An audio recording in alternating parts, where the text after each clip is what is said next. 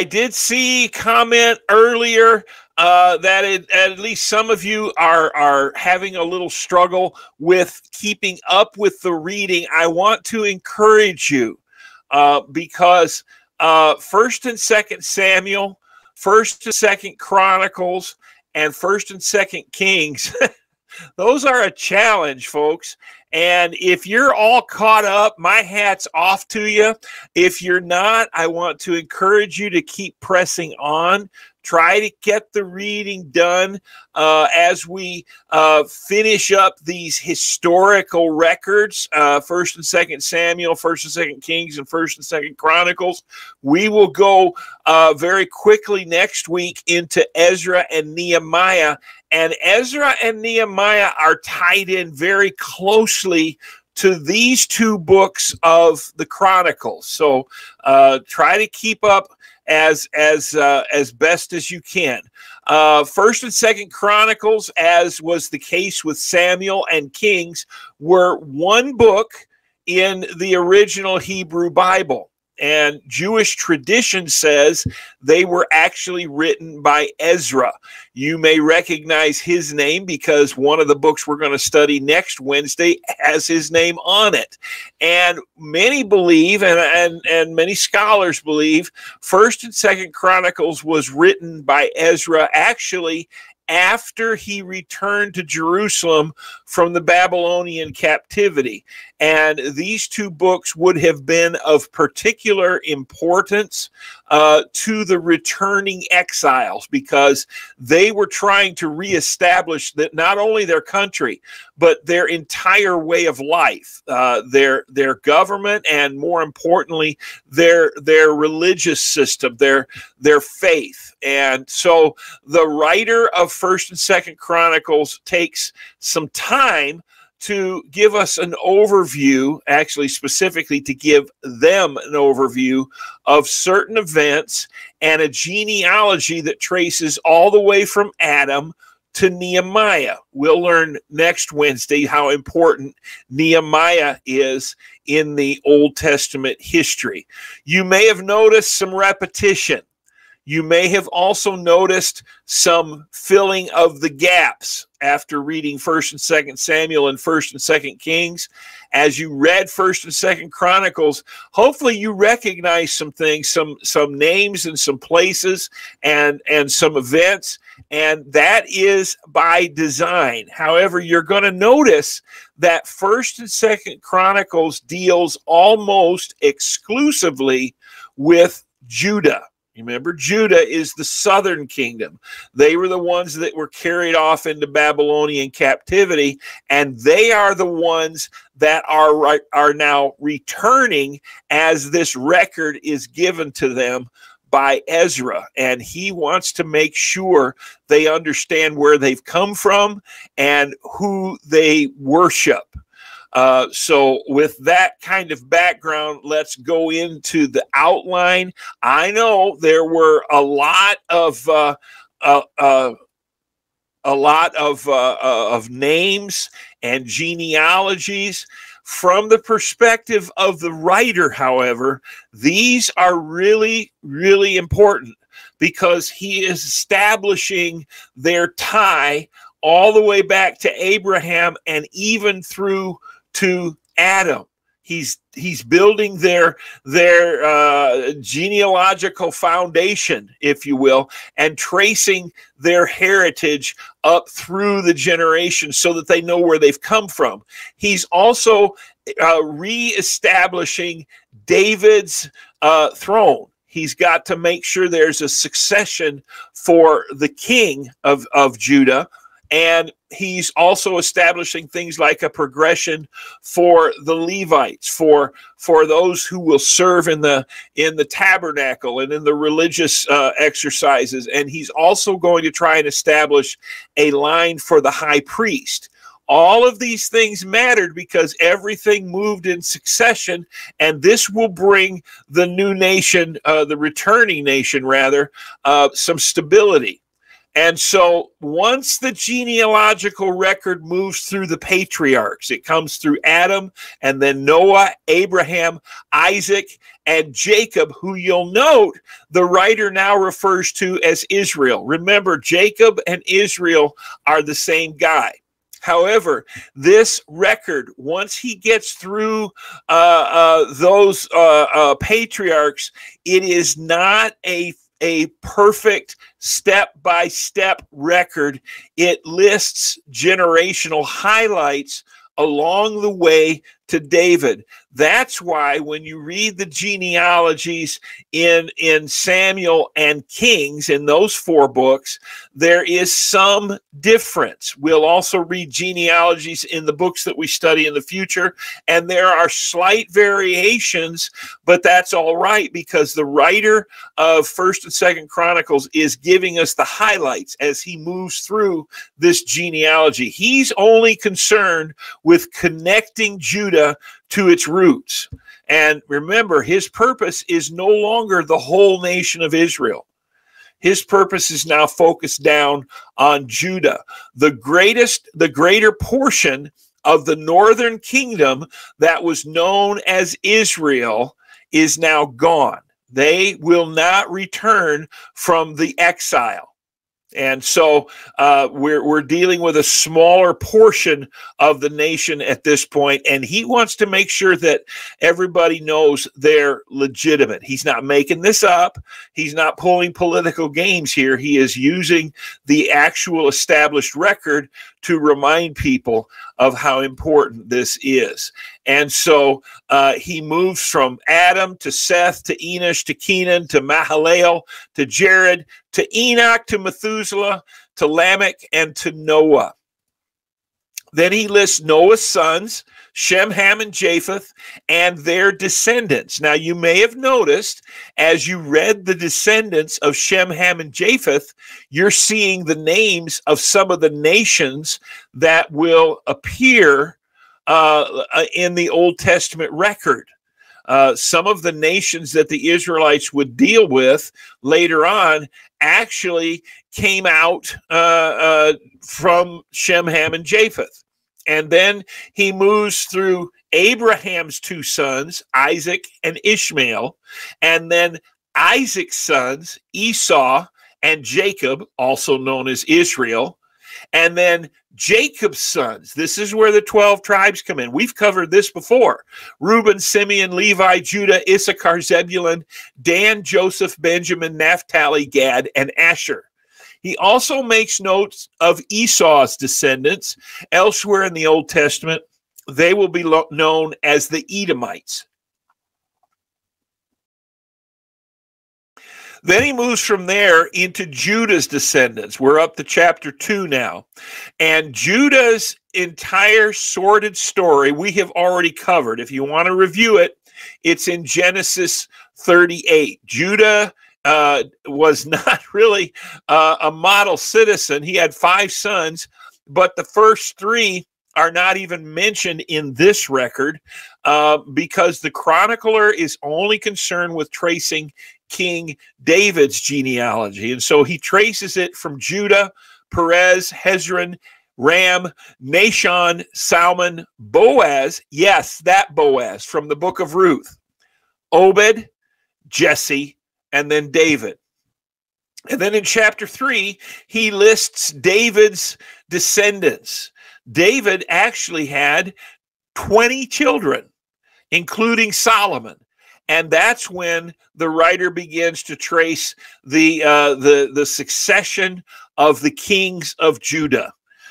We went from Solomon to Rehoboam to Abijah to Asa to Jehoshaphat to Jehoram to Ahaziah to Joash to Amaziah to Azariah to Jotham to Ahaz to Hezekiah to Manasseh to Amon to Josiah. And then the sons of Josiah, we went to Jehoiakim, and then he had Zedekiah and Shallum also. And then following Jehoiakim is Jehoiachin and Zedekiah. Zedekiah was the last king of Judah before they were carried off into Babylon. And again, he's making a connection here for people who don't know this. They were in Babylon long enough for there have been 3 or 4 or even 5 generations to be born. And so you know how it is, the farther you move away from something that may have been precious to the patriarchs of the family, but the farther we move away from that, the less important it becomes. And so he's trying to reestablish that again. Then he's got Solomon's descendants in chapter 3 and Judah's descendants in chapters 4 and part of chapter 5, having traced this Davidic line, the line of David in detail. He returns to the line of Judah because he's seeking to show the preeminence, the fact that God chose Judah and David in particular. David was of the tribe of Judah. Then there's a little something just kind of slipped in there in chapter 4, verses 9 and 10, and I don't want to just blow over that. It's in there in the midst of all the genealogies and all the other stuff going on. We run across this dude named Jabez. And it says Jabez was more honorable than his brothers. His mother had named him Jabez, saying, I gave birth to him in pain. What a lousy name. Basically, she's saying Jabez was a pain from the very beginning. But Jabez, as an adult, cried out to the God of Israel, oh, that you would bless me and enlarge my territory. Let your hand be with me and keep me from harm, so that I will be free from pain. And God granted his request. Now, there's a wonderful little book that came out a few years ago, several years ago now. It's called simply The Prayer of Jabez, and it's written by a man named David Wilkerson. And if you can come across a copy of that little book, it's just little bitty. You can read it actually in less than an hour. And he goes into depth regarding the interpretation of this prayer of Jabez, and I would encourage you maybe to pick that up sometime, and it will encourage you and lift your spirit. And if you need more information about that, just let me know. Then he continues on with Simeon. Now, why did he include Simeon? Because Simeon's not part of these people that are now returning from Babylon, but he included Simeon for this reason. And it's there in Joshua 19:9 is the reference. The inheritance of the Simeonites was taken from the share of Judah, because Judah's portion was more than they needed. So the Simeonites received their inheritance within the territory of Judah. So the Simeonites were there within the territory of Judah, and over the generations, most likely, they became kind of assimilated into the tribe of Judah. And so those two tribes kind of, not officially, not by any kind of record, but they became kind of one. And then we went to Reuben. That's in chapter 5. I think Reuben is only included here because he was Jacob's oldest son. And throughout the Old Testament, the oldest son gets priority. But he was displaced in favor of Judah because he committed adultery. And that's recorded in Genesis 35. He was taken from his place of prominence because of the sin that he committed. I also think Gad is included there in chapter 5 because the Reubenites, the Gadites, and the half-tribe of Manasseh had blended together, you remember, on the west side of the Jordan River. And we read in chapter 5, verses 23 through 26, that the half-tribe of Manasseh was unfaithful to God, and they prostituted themselves to the gods of the people of the land. So the God of Israel stirred up the king of Assyria, who took the Reubenites, the Gadites, and the half-tribe of Manasseh into exile, where they are to this day. And so I think that as the writer is building this genealogy of Judah and establishing the historical record in the minds of his readers, he included that as a cautionary tale. And then in chapter 6, and this is important, he moves into Levi's lineage. The Levites, you know, are important because they are the priestly tribe. Aaron was of the tribe of Levi. And so we have two things that are important. We need to reestablish the Levites because they carry out important religious duties throughout the nation. And especially now that they're back and they're trying to restart this nation, it would have been vital for the Levites to be reestablished, and also for the line of Aaron to be traced. And that's what he does. He moves from Levi to Kohath to Amram to Aaron to Eleazar to Phinehas to Abishua, and it goes on and on. I'm not going to show off pronouncing all those names. Azariah was the one who served as priest in the temple when Solomon built it. And then the priestly line continues on from there. And he goes into this lineage and actually had to restart it. You read this, Josadak, who was deported when the Lord sent Judah and Jerusalem into exile by the hand of Nebuchadnezzar. That's the line. That's what he's trying to trace, because he needs that. This happened decades before, and he needs that so that the people who are presently returning from exile will know these are the Levites and these are the priests. Now, he also did that with Levitical musicians. This is to justify a ministry that was very important to King David. King David was himself a musician, and he wanted to, the writer of 1st and 2nd Chronicles wanted to show that not only were these musicians skilled, they were Levites. They could be there in the temple performing this important duty. And then he went to some trouble to establish the priestly line. You see, the Levites are the priestly tribe, but you have to be a descendant of Aaron to be a high priest. And Judah needed both. They needed a high priest to kind of lead things and officiate over the sacrifices and the festivals and all the stuff. And you needed the Levites to take care of all the details. And the writer is very concerned. The chronicler, we call him, was very concerned with making sure that this priestly line was well established. Then he does something interesting in chapter 7. He gives genealogies of some of the other tribes. Now, all of these genealogies are very brief, and they are extremely incomplete. And then he writes this phrase, all Israel was listed in the genealogies recorded in the book of the kings of Israel and Judah. They were taken captive to Babylon because of their unfaithfulness. And he lists Issachar and Benjamin and Naphtali and Manasseh and Ephraim and Asher. And he even lists King Saul because he is establishing the legitimacy of David's throne. And then citizens of Judah. Now, here's where, draw a line right here. This is where history turns. There's a gap here.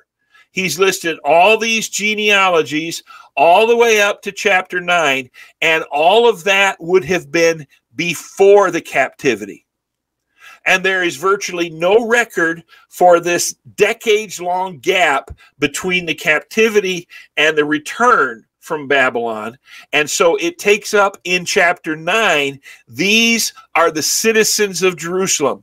These are the people who returned to Jerusalem after the Babylonian captivity. And I want you to note, they are only from Judah, Benjamin, Ephraim, and Manasseh. Now, some of Ephraim and Manasseh was probably included because they got melded in with Judah, and also because there is a little favor to Joseph, the faithful one from way back in Genesis, as well as the Levites. So we have actually less than half of what was once the nation of Israel, who is now going to return in a couple, 2 or 3 different waves. They're going to return from Babylon. And we've got political leaders and priests and Levites and gatekeepers and all these others listed there in chapter 9. And then he gives the genealogy of King Saul. Why does he do that? Because the record of King David's reign begins with the death of King Saul.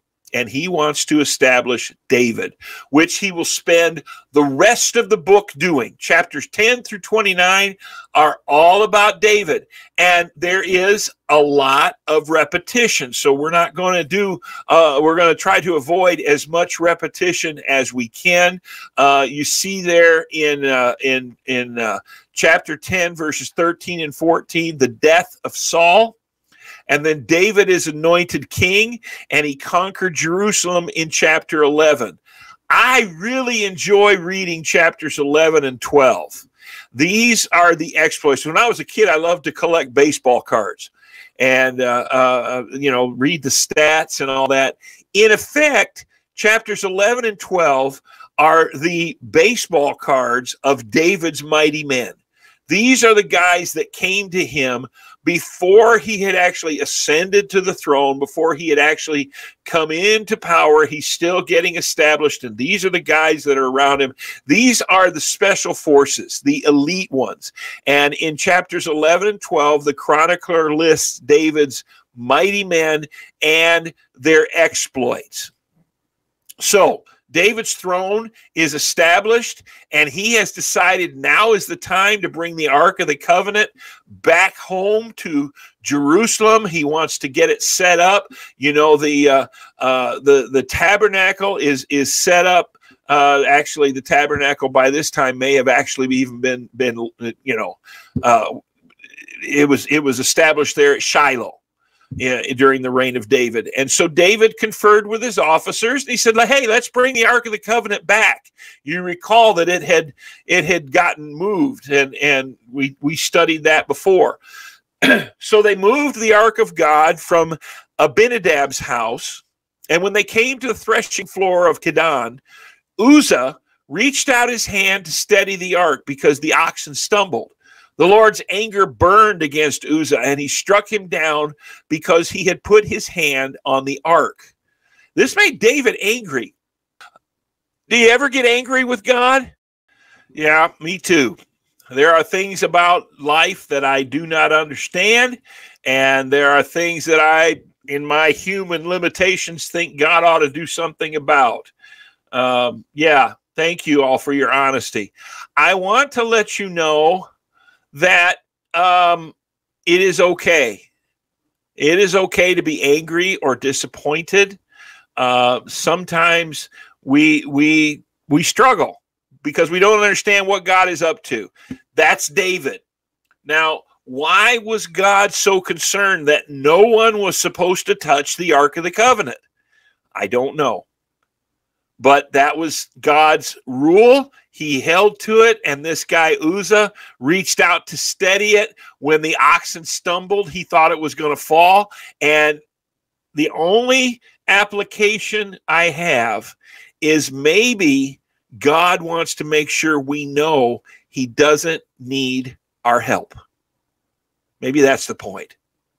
Okay, then we go on, and David establishes his kingdom in Jerusalem in chapters 14 through 16. He begins to work with Hiram, the king of Tyre, and importing cedar logs and stonemasons and carpenters, and he's going to build his palace in Jerusalem. He has victories over the Philistines, and then in chapters 15 and 16, the Ark of the Covenant is finally brought into Jerusalem. And this time they were careful with it. The Levites carried the Ark of God with poles on their shoulders as Moses had commanded in accordance with the word of God. And as the ark came in, you may recall we saw this before in, I believe it was 2 Samuel. David rejoiced when the ark was brought into Jerusalem, and he danced. And when he did, his wife, Michal, who was the daughter of King Saul, was watching, and she despised him, and she was punished by never being allowed to have children. Then David, in chapters 17 through 21, begins to talk about how he wants to build a temple. He is bothered by the fact that he's now living in this grand palace built of cedar, and the Ark of the Covenant is still at Shiloh in a tent, more or less, in the tabernacle. And so he begins to inquire of Nathan the prophet as to whether or not he should go ahead and build a temple.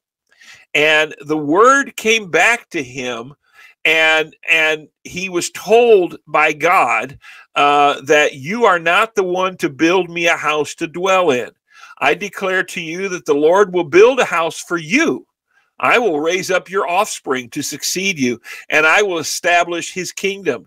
He is the one who will build a house for me. His throne will be established forever. And I love the way David accepts the direction of God.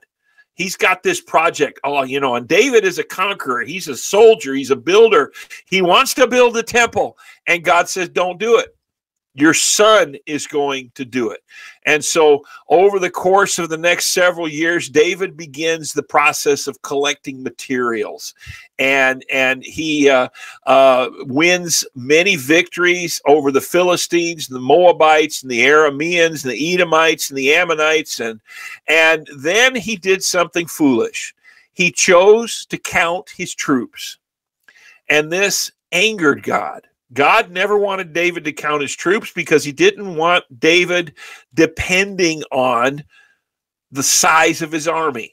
He wanted David to depend on him, and he didn't want David's pride over how big his army was and how many chariots he had. He didn't want that getting in the way of this wonderful relationship that David had with God. Well, David chose to count the troops, and God came to him and said, okay, I'm going to let you choose one of three punishments. You can have 3 years of famine. You can have 3 months of being swept away before your enemies, or you can have 3 days of the sword of the Lord. These are days of plague, with the angel of the Lord ravaging every part of Israel. And for whatever reason, maybe because it was the shortest, David chose option number 3, the 3 days of the sword of the Lord. And so God sent a plague on Israel, and 70,000 men of Israel fell. Now, if there were 70,000 men, there were probably 70,000 women and at least another 35,000 or 40,000 children. There were a lot of Israelites who died as God sent an angel to destroy Jerusalem. But as the angel was doing so, God saw it. Always remember, God loves us. The Lord saw it and relented concerning the disaster. And he said to the angel, enough, withdraw your hand. Then David and the elders, his advisors, fell face down. They had clothed themselves in sackcloth, which was a sign of mourning, and they fell face down before God. And David said, Lord, it was me. Wasn't I the one that brought this on? Wasn't I the one that sinned? These people are innocent. And so let your hand fall on me and let it fall on my family, but do not let this continue among your people. And then the Lord, through the angel, told David to build an altar to the Lord on the threshing floor of Araunah. And this is a wonderful little exchange. Remember, David's the king, and he could have gone into Araunah and said, I need your threshing floor. And Araunah would have given it. In fact, he offered it to David. But David said something that I think we could all stand to learn from. He said, I insist on paying the full price. I will not take for the Lord what is yours, or sacrifice a burnt offering that costs me nothing. Boy, sometimes David got it so right. When we bring something before the Lord, it needs to be from us. We don't take it from somebody else. And it needs to cost us something because it's for God. And that was David's thinking. And so he paid the full price, and he built an altar to the Lord there on this threshing floor, and God answered him with fire from heaven, and he on the altar of the burnt offering. And then the Lord spoke to the angel, and he put his sword back into the sheath. The plague is over, and David then said, the house of the Lord God is to be here, and also the altar of the burnt offering for Israel. So this threshing floor that once belonged to Araunah was going to eventually become the site of the temple. And so then David begins in chapters 22 through 29, developing plans for the temple. If his son is going to build it, he's going to grease the skids and make sure that Solomon has everything he needs. And so he appointed stone cutters and provided a large amount of iron to make nails for the doors and the fittings and all that. And he also provided cedar logs. Remember, he had this deal with Hiram. He could import as many cedar logs as he wanted. And he said the house to be built for the Lord should be of great magnificence. Church buildings are important because they're an offering up to God. And so then David said to his son Solomon, I wanted to do this. I had in mind to build this temple, but God told me that I am not the one because I have shed much blood. I am a man of war. And so you're the one, son. You are the one who will build this house. And then David, in chapters 23 through 27, set about organizing the government. And as he grew old, full of years, the Bible calls it, he made his son Solomon king over Israel. He organized the Levites and put them in charge of the tabernacle treasury and the furnishings. He organized the descendants of Aaron into divisions and established a succession for service. He organized the musicians and the gatekeepers. When you read that word gatekeepers, think of them as ushers in our modern way of doing things. They were the ones there. They kept the door around the tabernacle. He also organized the military and established government administrators. And then in chapter 28, he gave his farewell address. He named Solomon formally, everybody knew, but he named Solomon his successor and told them Solomon would build the temple. And then he said this, I charge you in the sight of all Israel and of the assembly of the Lord and in the hearing of our God, be careful to follow all the commands of the Lord your God, that you may possess this good land and pass it on as an inheritance to your descendants forever. And then he gave Solomon the plans for the temple. He also gave his personal treasure, the things that he had accumulated from being king for 40 years.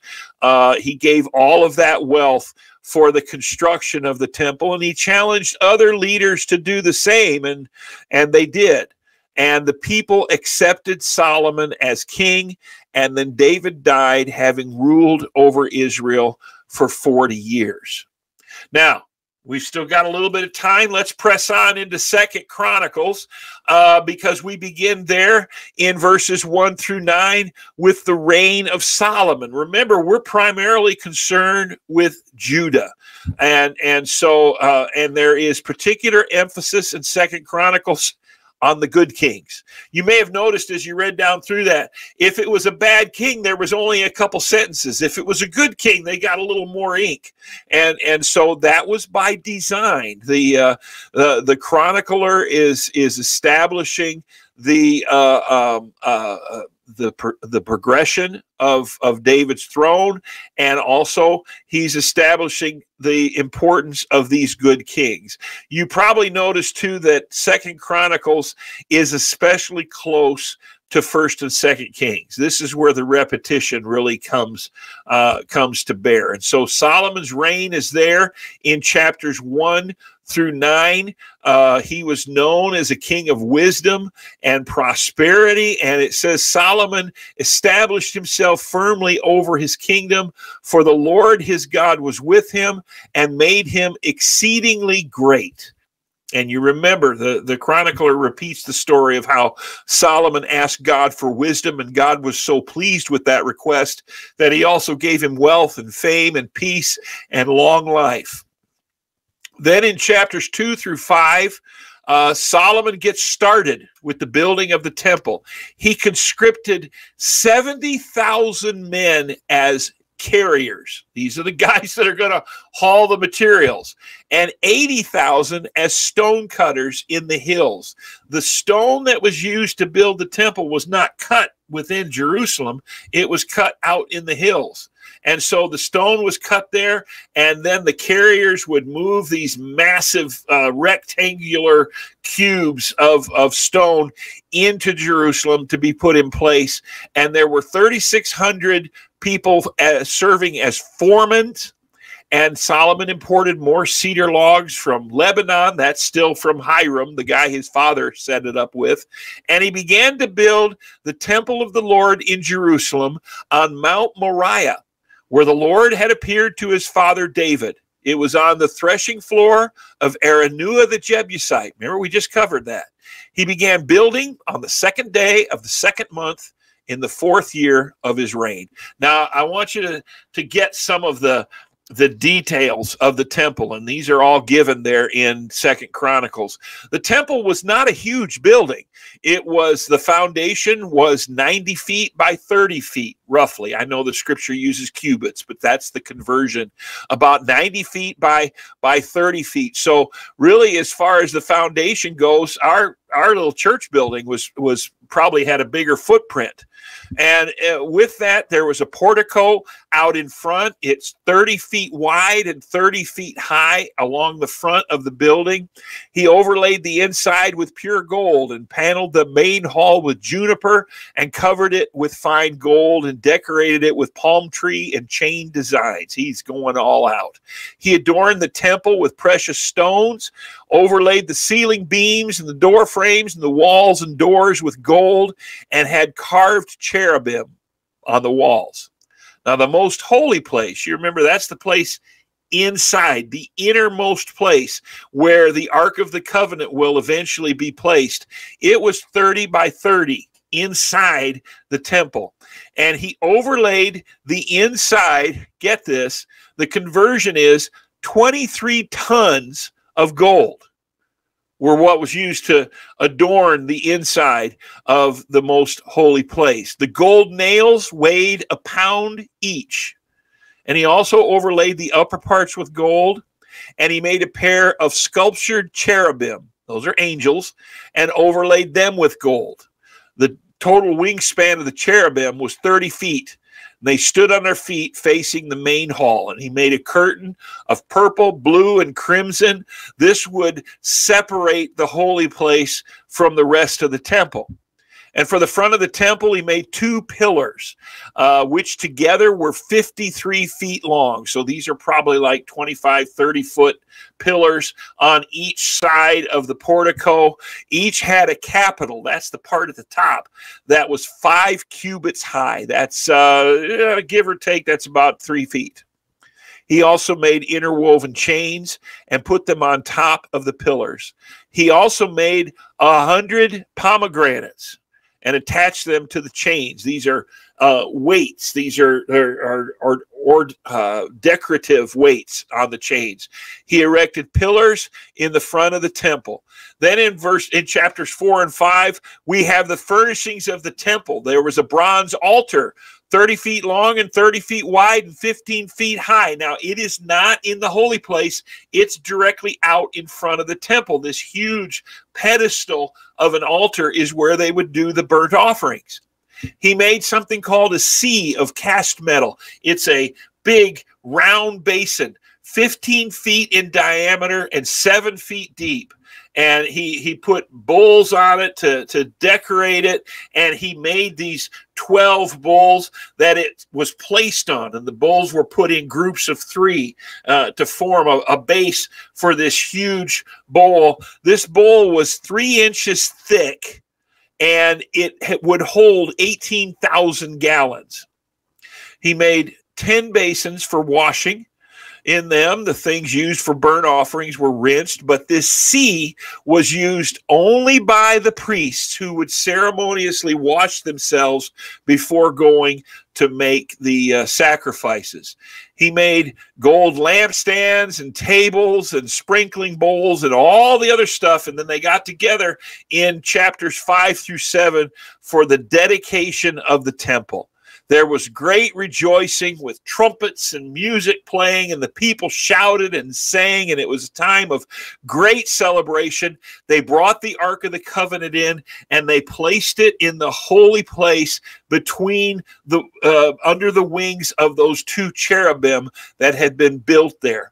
And all the Levites who were musicians stood around, and they dressed in their best linen, and they were playing cymbals and harps and lyres, and they were accompanied by 120 priests sounding trumpets, and the singers raised their voices in praise, and they sang to the Lord.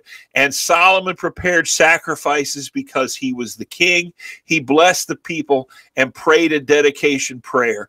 And when he finished praying, fire came down from heaven and consumed the burnt offering and the sacrifices, and the glory of the Lord filled the temple. And the priests could not enter the temple because the glory of the Lord filled it. And when the people saw this, they knelt on the pavement all around the temple, their faces to the ground, and they worshiped and gave thanks to the Lord. He is good. His love endures forever. What a great church service that must have been. And then in chapters 8 through 9, there is a record of Solomon's successes. We won't go over that because we covered those when we were studying 1 Kings. And then in chapters 10 through 36, the Davidic dynasty is described again. And we're not going to take time to go through that because we already covered it. But you can see it's the same progression all the way through Zedekiah.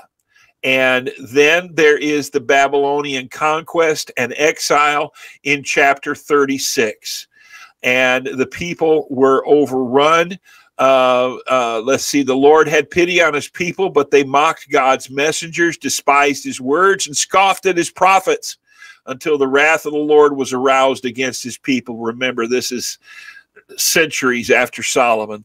He brought up against them the king of the Babylonians, who killed their young men with the sword in the sanctuary and did not spare young men or young women, the elderly or the infirm. He carried to Babylon all the articles from the temple of God and the treasures of the Lord's temple and the treasures of the king and his officials, and they set fire to God's temple and broke down the wall of Jerusalem. They burned all the palaces and destroyed everything of value there. That's why I went through the detail of how glorious that temple was. And now in chapter 36, the Babylonians come in and they strip it down. They take everything of value and they destroy it. And it's gone in just a matter of generations because the people were not faithful. Then in chapter 36, verse 22, and we'll wrap up here. This is the end of the book. There is something called the decree of Cyrus. See, the Babylonians came in and they overran Judah and destroyed Jerusalem. But then the Babylonians were overrun by the Persians. And in the first year of Cyrus, king of Persia, in order to fulfill the word of the Lord spoken by Jeremiah the prophet, the Lord moved the heart of Cyrus, king of Persia, to make a proclamation throughout his realm, and also to put it in writing. The Lord, the God of heaven, has given me all the kingdoms of the earth, and he has appointed me to build a temple for him at Jerusalem in Judah. Any of his people among you may go up, and may the Lord their God be with them. And so the chronicler took us all the way from the glory days of Israel to the Babylonian exile, eventually becoming the Persian exile. And then at the end of 2 Chronicles, we have this glimmer of hope as Cyrus, the king of Persia, says, anybody who wants to go back to Judah, to Jerusalem, and begin the task of building a temple, you are free to go. And that's where the book comes to an end.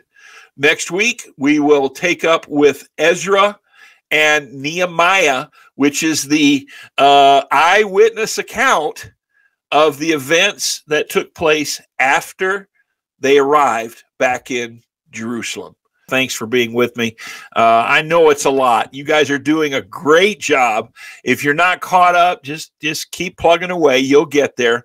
But remember, when we started all this, we wanted to talk about the thread. There is a thread that traces all the way from Genesis through Revelation. And the thread, of course, is Jesus. And he's all through it. But we came across one tonight that I want to make sure you don't miss. We came across this guy, Boaz. You remember Boaz. He was mentioned in the genealogy that we went through tonight. He was also mentioned in the book of Ruth. He's the one that was the kinsman redeemer and eventually married Ruth in this beautiful story that we covered several weeks ago. But Boaz... Boaz is included in the genealogy of Jesus himself, because you can trace a line from Boaz to David and all the way from David down to Jesus himself. And the beauty of that is the way that God brought it all about. And what a wonderful thing that was. Remember, Ruth was not from that region. She was a foreigner. And look at what God did. And she became part of the lineage that we trace all the way through to Jesus. There is a line. Keep looking for it. There is a line that runs all the way from Genesis to Revelation, and the line is Jesus. So thanks for being with me tonight. I hope you enjoyed it. I hope that you're able to apply some of this truth and make use of it. For now, I love all of you. God bless you, and thanks for being with us tonight. Good night.